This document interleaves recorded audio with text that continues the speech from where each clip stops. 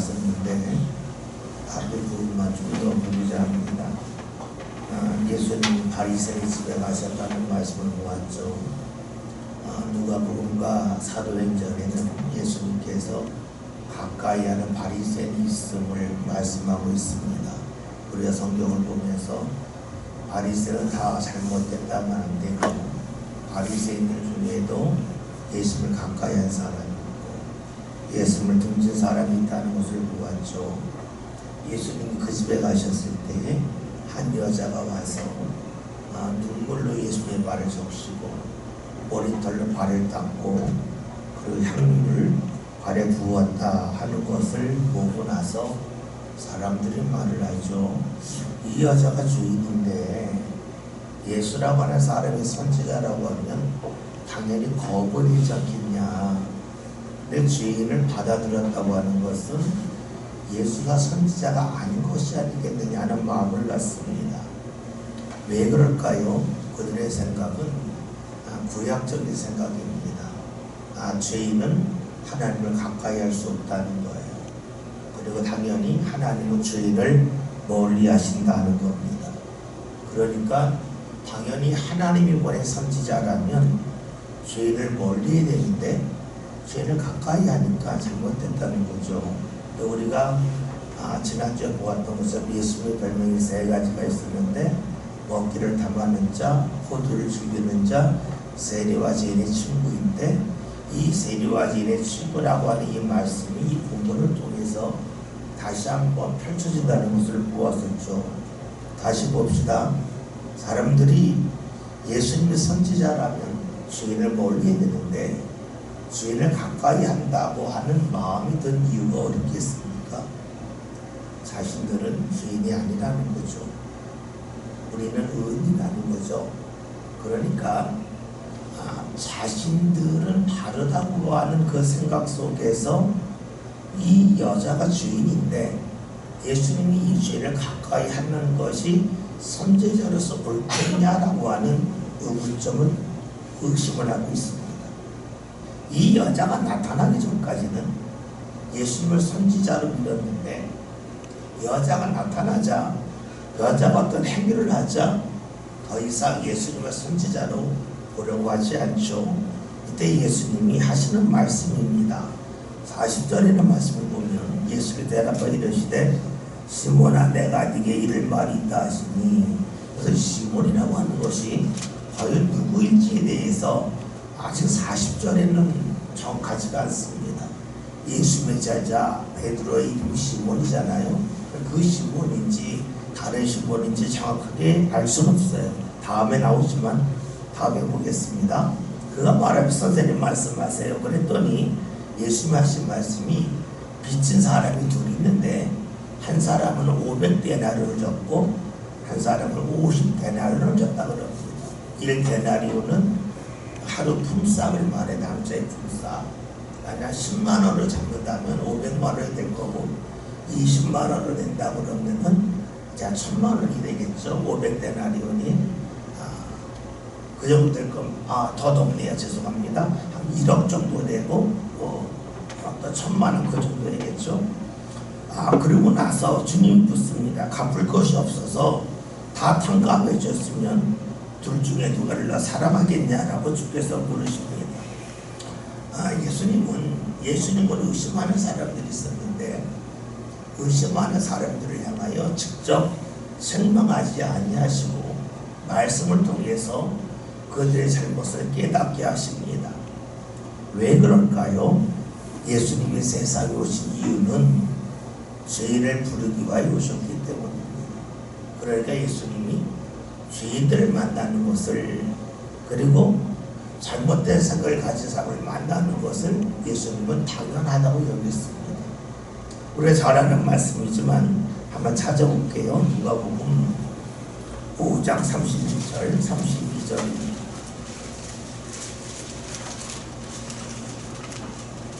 함께 5장 31절 30절 보겠습니다. 예수께서 대답하여 이르시되 건강한 자에게는 의사가 쓸데없고 병든 자에게나 쓸데있나니 내가 의를 부르는 것이 아니요 죄인을 불러 회개시키러 왔노라. 아멘. 예수님이 세상에 오신 이유는 죄인을 부르기 위해서, 그리고 그 죄인의 회개를 일으키기 위해서 오셨다는 거예요.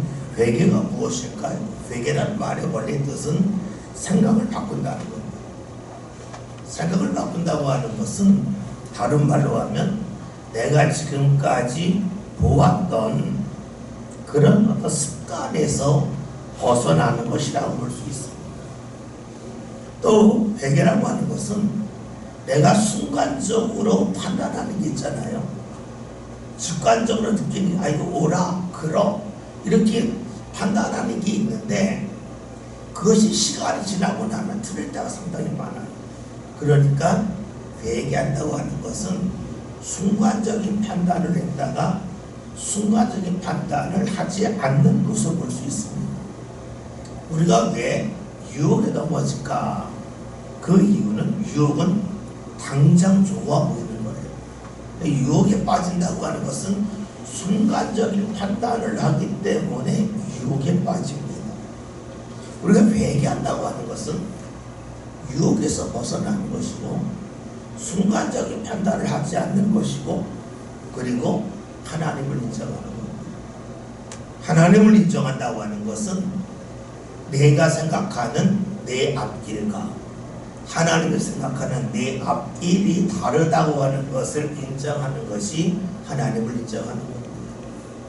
우리는 하나님을 믿지만 내가 생각하는 것과 하나님을 생각하는 것이 일치할 거라고 믿고 싶고 그런 생각을 많이 하는데 그것을 버리는 것이 바로 회개라고 볼 수 있습니다.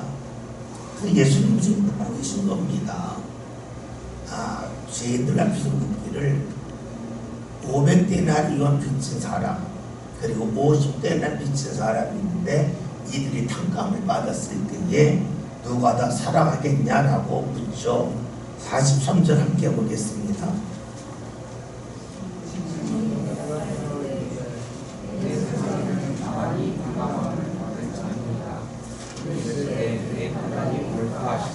아멘. 그래서 시몬이 누굴까요? 한번 44절 한번 읽어볼게요. 44절 읽습니다. 그 여자를 돌아오시며 시몬에게 이르시되 이 여자를 보느냐 내가 내 집에 들어올 때 너는 내게 발을 씻을 물도 주지 아니하였으되 이 여자는 눈물로 내 발을 적시고 그 머리카락으로 닦았으며. 아멘. 예수님이 시몬을 향하여 너라고 말하고 있고 내가 너희 집에 갔다 그랬죠. 그러니까 예수님이 바리새인의 집에 갔는데 그 사람의 이름이 시몬이라고 하는 것을 알 수 있습니다. 예수님이 부르셨죠. 500데나리온 그리고 50데나리온 빚 탕감 받은 사람 중에서 누가 탕감을 좀 더 사랑하겠냐라고 물었을 때에 시몬이 이렇게 말합니다. 내 생각에는 많이 탕감을 받은 사람입니다. 사실 우리는 여기서 내 생각이라는 말이 들어갈 필요가 있을까라고 하는 질문을 할 수 있습니다. 그냥 많이 탕감받은 사람 아닙니까? 당연한 것 아닙니까? 누구나 그렇게 생각하니까 그게 답일 겁니다 라고 말하는 것이 일반적일 거예요. 그런데 시몬은 내 생각에는 이란 말합니다. 내 생각에는 이란 말한 이유가 자기를 강조하기 위함일 수도 있어요. 그러나 시몬이 예수님에게 내 생각에는 이라고 말한 이유는 내 생각에는 이렇지만 주님 생각은 다를 수 있지 않습니까? 하는 마음이 있기 때문에 그럴 수도 있어요. 다시 말해서 모든 사람이 다 이 생각하니까 당연히 이것이 답입니다 라고 말할 수 있겠지만 예수님 앞에서 내 생각이 이렇습니다라고 말하는 것은 주님의 생각은 다를 수 있습니다 라고 하는 것을 인정하는 것으로 볼 수도 있습니다. 그렇게 본다면 시몬은 예수님을 자신의 집에 모실 때에 그 공간, 눈에 보이는 공간만을 내어드린 것이 아니라 자신의 삶의 공간까지도 내어드렸다고 볼 수 있습니다. 주님을 모시는데 그냥 식사 한 끼 하는 정도가 아니라 삶 가운데 온전히 모셨다고 볼 수도 있습니다. 예전에 성경 공부할 때에 이런 질문이 있었습니다. 내가 운전하고 가다가 예수님을 만났습니다. 그러면 예수님을 어디에 태워야 됩니까? 하는 그런 물음이었습니다. 그 물음에 대해 많은 사람들이 옆자리, 가장 상석인 대각선 자리 이렇게 얘기할 때가 많이 있는데 그 성경 물음의 답은 간단했습니다. 운전석입니다. 왜 운전석이냐면 예수님을 내가 좀 부려먹고 싶은 마음이기 때문이 아니라 내가 가야 할 길을 예수님이 인도해달라는 거예요. 예수님이 운전하고 하시는 대로 나는 가겠습니다. 내가 예수님 만나기 전까지는 내 인생을 내가 운전하면서 왔는데 내가 예수를 만났을 후부터는 내가 갈 길을 주께 맡기겠습니다 라고 하는 것이 바로 예수를 믿는 거라는 그런 내용이었습니다. 여러분 봅시다. 지금 시몬이 말합니다. 내 생각에는 이러합니다 라고 말합니다. 내 생각이라고 하는 것은 다시 말하면 내가 보기에는 이러합니다 하는 겁니다. 내가 보기에는 이러하다고 하는 것은 지금 내 생각의 자리에서 나의 형편의 자리에서 볼 때는 이러하다는 겁니다. 그러면서 시몬에게 이런 마음이 있죠. 그렇다면 주님의 자리에서는 어떠합니까? 라고 하는 그 마음이 여기에 깔려 있습니다. 우리가 신앙생활 할 때에 제일 넘어서 힘든 분이 이 부분입니다. 이것이 100% 내가 볼 때 옳다고 하는 겁니다. 500데나리온과 50데나리온 빚진 자 중에 누가 더 탕감해 준 자를 사랑하겠느냐? 당연히 우리가 볼 때는 500데나리온입니다. 그런데 아닐 수도 있다는 겁니다. 그 이유는 여러 가지를 우리가 생각할 수가 있겠지만 중요한 것은 100명의 사람이 같은 생각을 가졌다 할지라도 그것이 주의 생각과 같은 것은 아니라는 겁니다. 우리가 잘 아는 이사야 55장에 이런 말씀 있잖아요. 내 생각은 너의 생각과 다르다. 너희라고 하는 것은 한 명일 수도 있겠고 집단적인 무리일 수도 있습니다. 다시 말하면 모든 사람이 원한다고 해서 하나님이 꼭 하시는 것은 아니라는 겁니다. 또 반대로 보면 모든 사람이 원치 않는다고 해서 하나님이 안 하시는 것도 아니라는 겁니다. 왜냐하면 사람들은 집단적으로 잘못된 생각을 할 수 있기 때문입니다. 다만 지난주에 잠깐 말씀드렸는데요.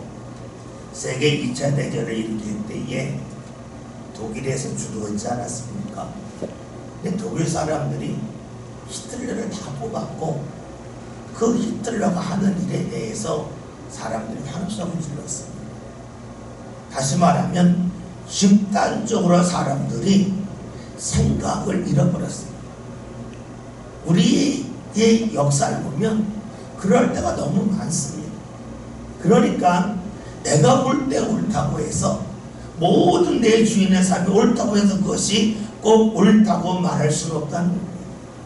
성경으로 보면 창세기에서 11장이죠. 바벨탑을 쌓을 때에 모든 사람이 그 탑을 쌓는 것이 옳다고 여겼습니다. 그러나 하나님 볼 때는 아니었습니다. 오늘 말씀에서 시몬이 내 생각에는 이러합니다라고 말하는 것은 내 생각이란 말을 하지 않아도 되지만 그거 하고 있습니다. 내가 당연하다고 여기지만 주님 보실 때는 아닐 수도 있습니다라고 하는 그 마음이 자리 잡고 있기 때문이죠.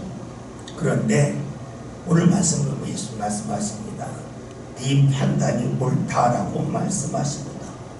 그리고 나서 그 다음 말씀을 이어가십니다. 근데 우리는 말씀을 보면서 이런 질문을 할 수 있습니다. 만약에 시몬의 답이 옳지 않았으면 어땠을까? 시몬의 답이 옳지 않았으면 어땠을까? 우리는 이 질문의 답을 민수기 13장 14절에 찾을 수가 있어요. 이스라엘 사람들이 하나님께서 약속의 땅을 주신다고 말씀하셨지만 정탐하고 와서 저건 우리의 능력으로 갈 수 없어 하면서 반대를 했습니다. 하나님이 그 땅을 소개한 게 아니고 주겠다 하셨다. 그러나 사람들은 주겠다고 하시는 말씀을 믿지 않고 하나님이 소개한다고 여겼어요. 그래서 우리가 갈 수 없다고 했어요. 다시 말하면 하나님이 원하시는 답을 하지 않았어요. 그랬더니 하나님이 어떻게 하셨습니까? 이스라엘 사람들이 40일을 정탐을 했는데 정탐한 하도를 1년 삼아서 40년을 광야에서 유랑하게 하셨습니다. 다시 말하면 이스라엘이 바른 답을 하지 않았기 때문에 바로 들어갈 땅을 40년 후에 들어가게 됩니다. 이것을 신명기 1장에서 말씀합니다. 가데스 바네아까지 그 거리가 10하루길인데 너희가 40년 걸렸다. 다시 말하면 11일에 갈 길을 40년 걸려서 갔다는 겁니다. 우리는 이 말씀을 보면서 이런 질문하게 됩니다. 시몬이 답을 제대로 했지만 답을 제대로 하지 않았다면 주께서 다시 그를 인도하기까지 오랜 시간이 걸렸을 거라고 하는 것을 알 수가 있습니다. 그렇죠. 말씀이 우리 삶간에 쌓이는데 말씀이 바르게 쌓일 수도 있고 바르지 않게 쌓일 수도 있습니다. 우리가 건물을 지을 때 벽돌을 쌓잖아요. 벽돌을 쌓을 때에 일자로 쭉 정확하게 쌓을 수도 있어요. 그 벽돌을 쌓으면 계속 높이 올라갈 수 있어요. 근데 벽돌이 잘못 쌓여지면 어떻게 될까요? 일정 높이 올라간 다음에 더 올라갈 수가 없어요. 다시 허물어야 돼요. 어쩌면 우리의 신앙도 그러할 수 있어요. 벽돌을 쌓아갈 때 바르게 쌓아가지 못하면 돌아갈 수밖에 없다는 것을 말씀을 통하여 생각할 수가 있습니다. 어쨌든 오늘 말씀에서 시몬이 바른 답을 합니다. 주께서 옳다고 말씀하시면서 그 다음 말씀을 이어가셔요. 그 내용이 무엇입니까? 44절부터 46절까지 함께 보겠습니다. 주께서를 막으시며 시몬에게 이르시되 이 여자를 보냐 내가 내 집에 들어올 때 너는 내게 발수스로 주지 아니하였을 때 이 여자는 눈물로 내 발을 적시고 그 머리털로 닦았으며 너는 내게 임하시지 아니하였을 때 그는 내가 들어올 때로부터 내 발에 임하시기를 그치지 아니하였으며 너는 내 머리에 감람유로 붙이지 아니하였을 때 그는 향유를 내 발에 부었느니라. 네. 여러분 이 말씀을 들을 때에 시몬이 굉장히 경스러웠습니다. 이 여인이 행한 것과 나의 그 삶이 도대체 무슨 상관이 있을까? 이 여자가 뭐 눈물을 흘리고 머리털로 발을 닦고 향유를 부은 것과 자기가 것이 무슨 상관일까 하고 생각할 수도 있어요. 그런데 우리가 그 앞에서 했던 말씀, 예수님은 뭐예요? 500데나리온과 50데나리온 빚진 자 중에서 둘 다 평강을 받았으면 누가 더 사랑하겠냐. 그 말씀과 연관 지으면 예수님이 왜 이 말씀을 하셨는지를 알 수가 있어요. 이 말씀을 하신 이유는 뭡니까? 사람이 사랑을 받게 되면 하늘이 달라진다는 거예요. 사랑을 많이 받았을 때와 사랑을 적게 받았을 때의 사람의 반응은 다를 수밖에 없다는 거예요. 여러분 그렇잖아요. 누가 여러분에게 깍듯하게 대하는 사람이 있고 그렇지 않은 사람이 있다면 여러분들의 마음이 어디로 가겠어요? 또 이것을 사랑하는 걸까요? 나에게 꾸준히 나를 사랑을 표현하는 사람이 있고 그렇지 않은 사람이 있습니다. 누구에게 더 마음이 가겠습니까? 당연히 더 많은 사랑을 계속해서 이어가는 사람입니다. 예수님이 이 말씀을 하신 후에 다시금 앞에서 했던 데나리온에 관한 말씀을 가지고 설명을 하십니다. 47절 함께 보겠습니다. 그러므로 내가 내게 말하노니 그의 많은 죄가 사하여져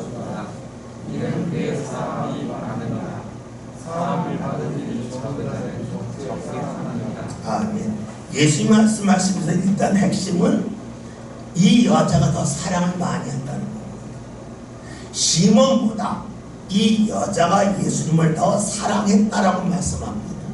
그러면서 죄가 사해졌는데 그냥 죄가 아니라 많은 죄가 사해졌다고 말합니다. 다시 볼까요? 많은 빚을 탕감받은 사람이 더 많이 사랑합니다. 그런데 이 빚을 예수님은 죄로 바꿉니다. 그래서 하시는 말씀이 이 여자가 많은 죄를 범했지만 사랑을 많이 하는 것은 그가 그 죄에서 용서함 받았기 때문이라는 겁니다. 원래 죄라는 말은요 여러 가지 뜻이 있는데 그 중에 하나가 빚이라는 말도 있어요. 그래서 빚을 죄라고도 표현을 하고 관역에서 벗어났다고 하는 것도 죄라고 하는 뜻인데 오늘 본문에서는 죄와 빚을 연관시켜서 말씀하고 있습니다.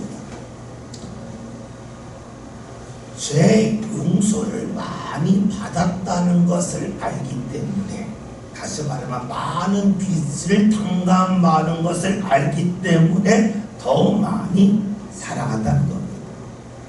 우리 이 말씀을 이렇게 볼 수가 있어요. 내가 죄에서 용서함을 많이 받았다는 것을 알수록 주를 더 사랑한다는 겁니다. 그런데 죄 용서함 받았다고 하는 것은 다른 말로 하면 내가 죄인임을 알아야 죄 용서함 받는 건 아니에요. 내가 죄인이라고 할 생각이 없는데 죄 용서함 받았다는 말씀은 잘 들어오지 않아요. 어렸을 때부터 교회 다니신 분들은 이게 늘 질문이에요.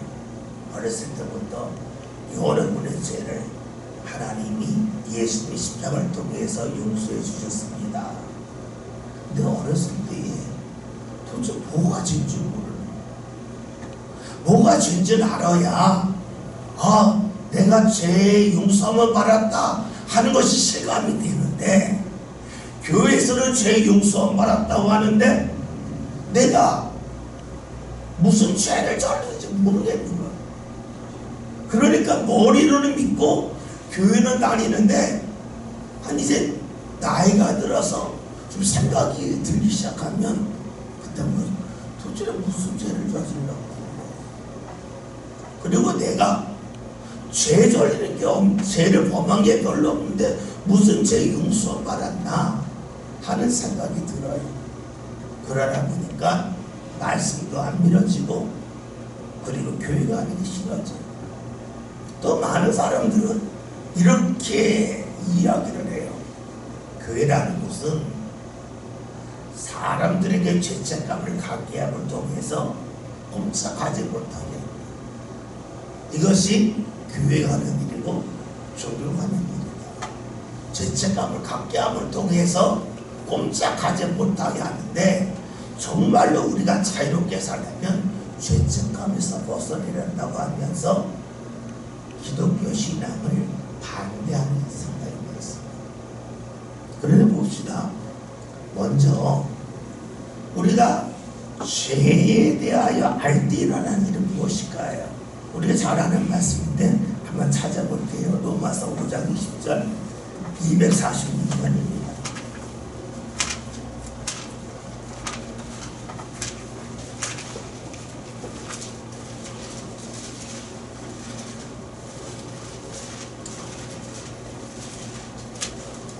로마서 5장 20절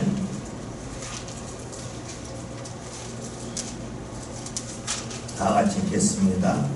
율법이 부러운 것은 범죄를 더하게 하려 합니다.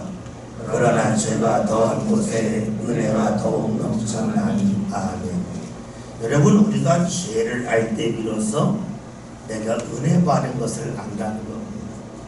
다시 말하면 내가 죄인이라 생각을 하지 아니한다면 주의 은혜 받았다고 하는 생각을 할 수 없다 하는 거죠. 근데 우리가 죄를 범했는지 안 범했는지 순간적으로 어떻게 알겠어요? 그걸 알면 얼마나 좋겠어요. 그러나 모르잖아요. 근데 여러 번 말씀드리면서도 내가 죄인인지 가장 쉽게 하는 방법은 내 삶에 후회가 있는지 없는지를 보면 알아요. 후회했다고 하는 것은 잘못된 결정을 했다는 거예요. 후회하지 않는다고 하는 것은 내가 지금 봐도 그 결정이 옳다는 거예요. 그러면 우리 삶 가운데 후회가 없는 사람이 어디 있겠어요? 후회가 쌓이고 쌓인단 말이에요. 그 후회는 내가 잘못된 결정을 한 결과예요. 그런데 우리는 잘못된 결정을 한 것에 대하여 다 지나간 일이니까 하면서 다 덮고 간단 말이에요.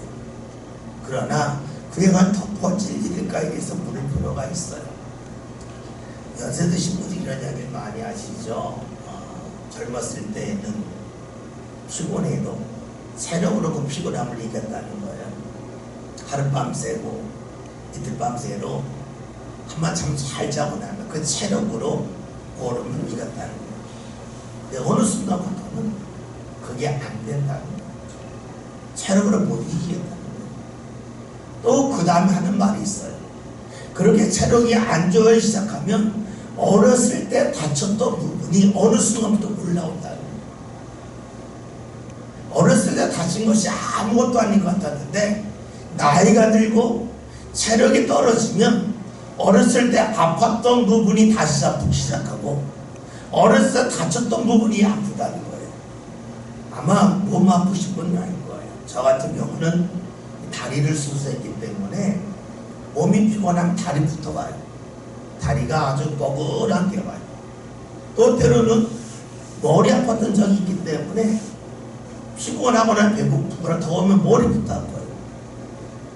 괜찮을 때는 괜찮은데 안 좋으면 다 올라와요.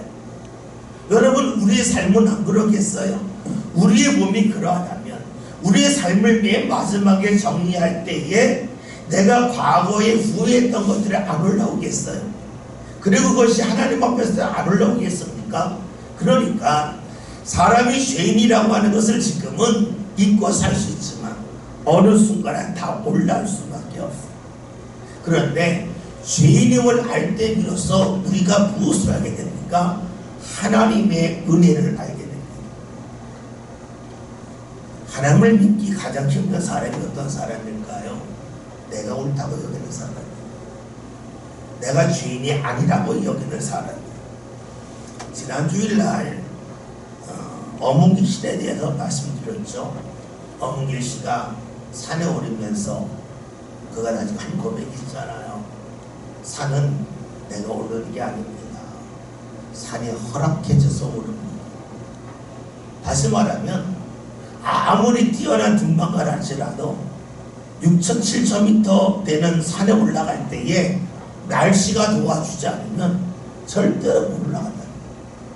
날씨가 뒷받침되지 않으면 아무리 뛰어난 산악인이라 할지는 올라갈 수 없다는 거예요. 그러면서 산에 올라간 사람들이 나는 다른 사람보다 실력이 뛰어난 산에 올라갔다는 말을 할 수 없다는 거예요. 산이 받아줘야 된다. 낮은 산에 올라갈 때는 문제가 되지 않는다. 여러분, 그렇다면 우리 하나님 앞에 가는 건 어떨까요?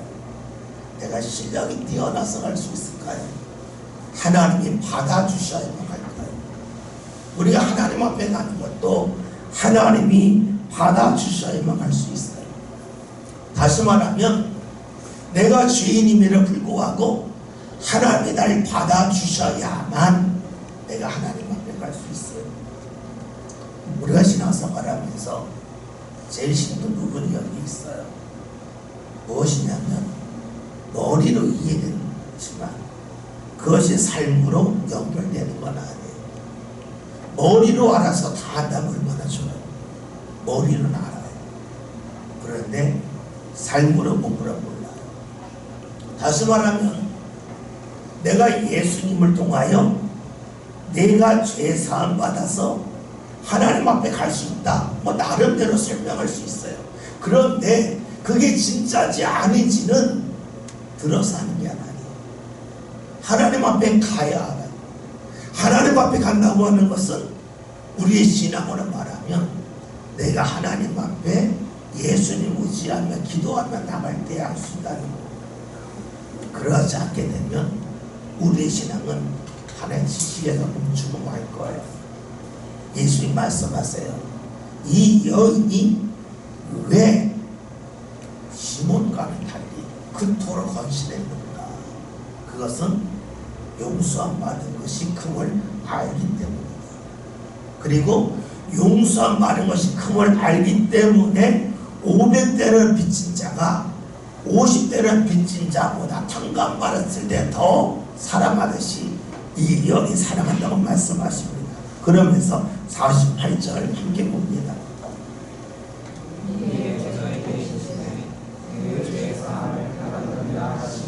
아멘. 예수님이 과감한 말씀하십니다. 이 여인이 많은 사랑을 하는 걸 보면서 너의 많은 죄가 사해졌다고 하는 것을 선언하시는데 네 죄가 사함받았다고 말씀하고 있습니다. 예수님은 이 여인이 입으로 주님 저의 죄 용서해 주세요 라는 말을 듣지 않으셨어요. 말하지 않지만 행동을 보면서 알았어요. 이 여인의 행동을 보면서 이 여인에게 어떤 마음이 있어서 이렇게 예수님의 향하는지를 아셨습니다. 여러분, 신앙의 고백은 입으로 할 수도 있어요. 그런데 때로는 입으로만 할 수도 있어요. 진짜 신앙의 고백은 어디 있을까요? 몸에 있어요. 입으로만 하는 건 뭡니까? 예수는 나의 구원자이십니다. 내가 예수를 통해 제사 받았습니다 라고 하는 입술의 고백만 할 수 있어요. 그런데 이 여인은 어떡합니까? 더 많이 사랑했다. 사랑이 뭡니까? 사랑은 손해를 보지만 즐겁게 살아요. 손해를 보는데 아깝다는 마음이 드는 순간에 사랑이 아니에요. 여러분의 자녀가 음식점에 가서 고기를 먹는데 맛있게 먹어요. 근데 많이 먹어요. 근데 아깝다는 마음이 들면 사랑하는 게 아니에요.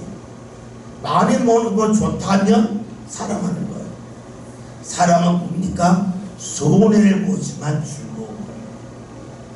손해보는 것이 괴롭다면 사랑에서 벗어납니다. 내가 주님 앞에 죄상을 받았다고 하는 것이 삶 가운데 자리 잡았다고 하는 것은 오늘 말씀대로 하면 용서함을 많이 받은 사람이 더 사랑한다는 거예요. 내가 주님 때문에 손해보는 것이 그다지 아깝지가 않아요. 내가 몸을 들이고 시간을 들이고 물질을 들이는데 그다지 아깝지 않은 거예요. 여러분, 사실 그렇잖아요. 성경 통독하고 있는데 여러분, 성경 통독하시느라고 텔레비전 별로 못 보고 계시죠? 많이 보시나요? 많이 보실 수 있겠지만 바쁘신 분은 아마 성경 읽으라고 잘못 보실 거예요. 또 특별 새벽기도 나오려면 쉽지 않아. 그럼 어떻게 해요? 내가 니를 줄여야 돼. 할 거 다 하면서 내가 주님 앞에 나오니까 주님 제 장 줄여주세요. 이거 주께서 원하시는 거 아니죠? 뭐야? 내 것을 포기해가지고 네 것은 사랑할 때가 나는 거예요. 오늘 말씀에서 예수님은 이 여자가 죄산 받았다고 말씀하셨어요. 왜냐하면 말은 하지 않았지만 그의 행동이 주를 사랑하고 있고 주를 인정한다는 겁니다. 49절 봅니다.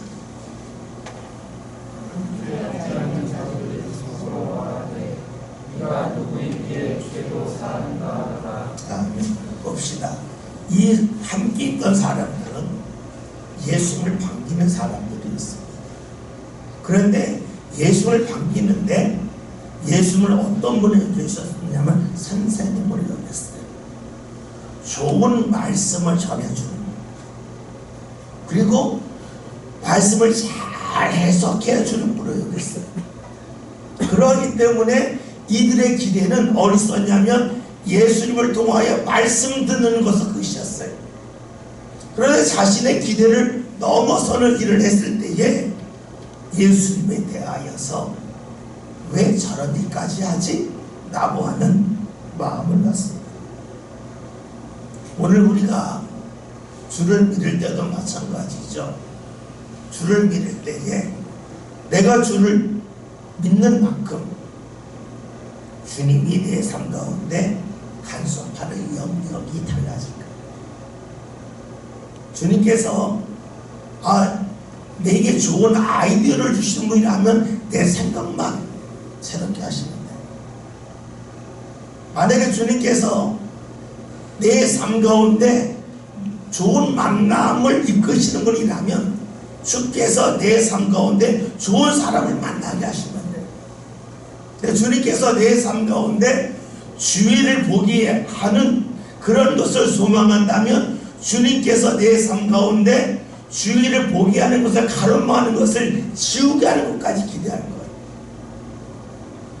다시 봅시다. 지금 예수님에게 왜 죄 사하는 일을 하는가 라고 말하는 이들은 예수님을 기대했던 이들이지만 예수님을 통하여 말씀만을 듣기를 기대했어요. 그러니까 자신의 기대를 넘어서는 주의 인도하심에 대하여 달갑지가 않아요. 오늘 우리들도 주님께서 우리에게 다가오셔서 수많은 일을 하실 때에 어떤 부분은 달가울 수도 있고 어떤 건 달갑지 않을 수도 있어요. 그래서 주께서 왜 여기까지 일하십니까? 할 수 있어요. 일한다고 하는 것을 다른 말로 하면 왜 여기까지 간섭하느냐로 될 거예요. 오늘 말씀에서 사람들 중에서 예수님을 환대했지만 자기가 정해놓은 선에서만 환대하는 사람을 봅니다. 근데 50절 주께서 말씀하시죠. 함께 봅니다.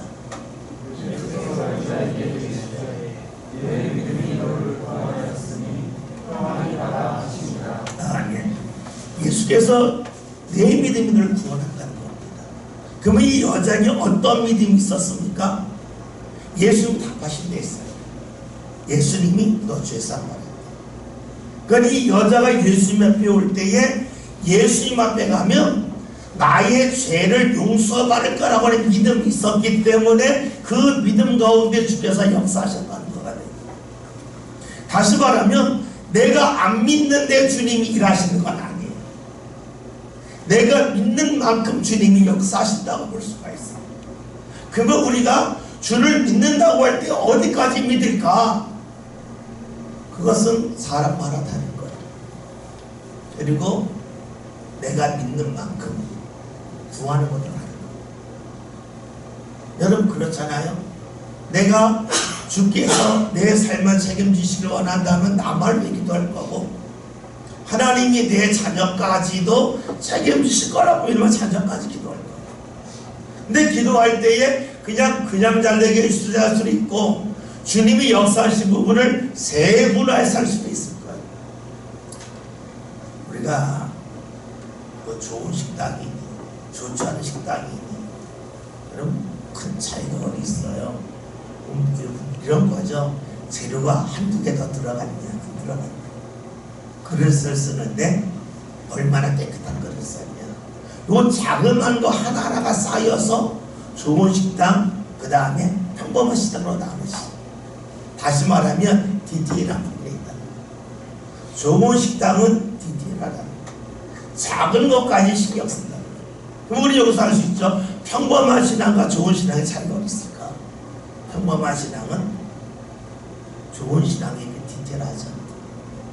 우리가 주님 앞에 믿음을 갖고 구하는 부분도 마찬가지라고 볼 수 있어요. 오늘 말씀 예수님이 내 믿음이 널 구원했다. 다른 사람에게는 없는 믿음이에요.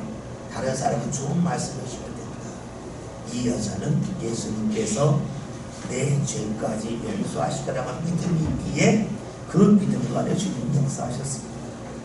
오늘 저와 여러분이 주를 믿음이 있어서 어디까지 내가 주를 믿고 있을까? 그리고 내가 주를 믿는 것이 어디까지 확장되길 원하는가? 이것은 우리의 기도를 통하여 드러날 겁니다. 여러분, 내 뜻대로 안 되는 일은 안 있어요. 그리고 우리 믿죠. 주 가운데 될 거다. 나는 못해 주님은 하신다.